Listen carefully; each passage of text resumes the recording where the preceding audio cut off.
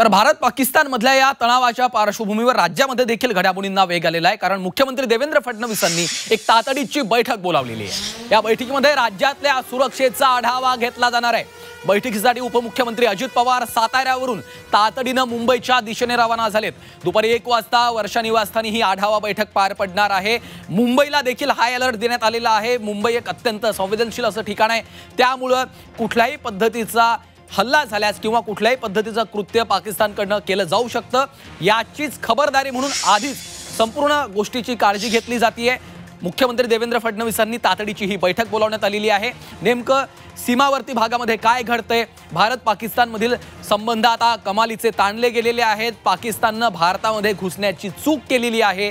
पुन्हा एकदा त्यांनी सीमावर्ती भागात ड्रोन हल्ले केलेले होते, त्यामुळे आता भारत त्यांना प्रत्युत्तर देते आणि नेमकं काय घडतंय याचा सगळा आढावा या बैठकीमध्ये घेतला जाणार आहे।